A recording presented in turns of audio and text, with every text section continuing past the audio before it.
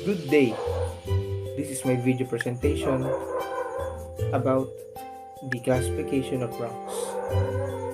These rocks I have collected was from the riverbank.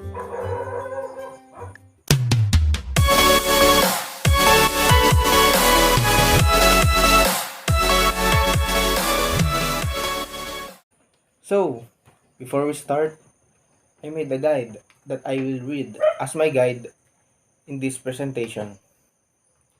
Let's begin. For rock number 1,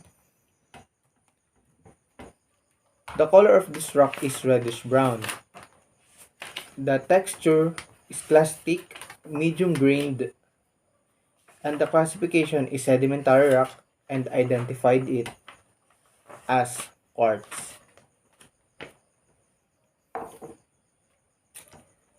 Rock number 2.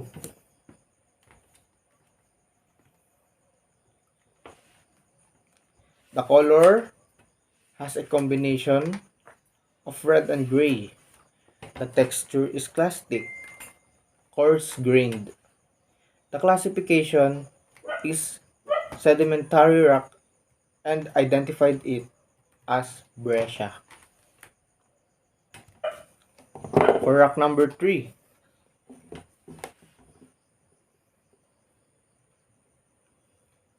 the color is yellowish brown. The texture clastic, medium grained. The classification is sedimentary rock and identified it as quartz. For rock number 4,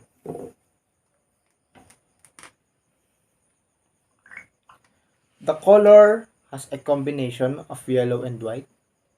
The texture is either clastic or non-clastic. The classification is sedimentary rock, more specifically, carbonate sedimentary rock, and identified as limestone.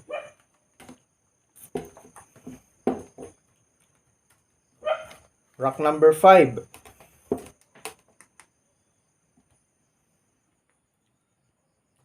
The color is dark gray to black. The texture is apanitic or can be porphyritic. The classification is igneous rock, an extrusive igneous rock, and identified it as basalt. For rock number 6, medyo mabigat. The color is bluish gray. The texture is apanitic to porphyritic with reddish phenocrysts of garnet and plagioclase.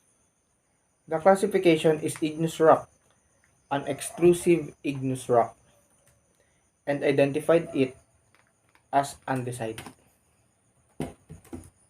For rock number 7,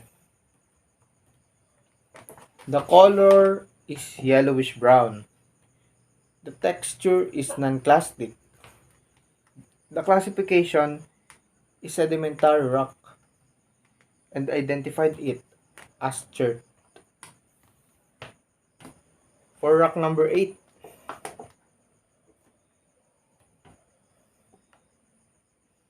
the color has a combination of red, brown, and yellow.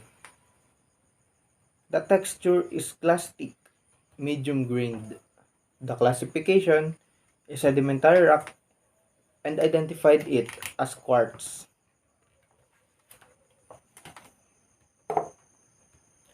For rock number 9, the color is yellowish brown. The texture is clastic. The classification is sedimentary rock and identified it as sandstone.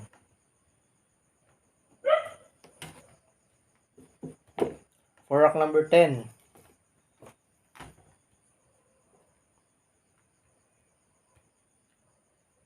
the color is the combination of red, brown, and yellow.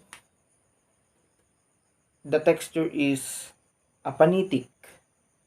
The classification is igneous rock, an extrusive igneous rock, and identified it as rhyolite.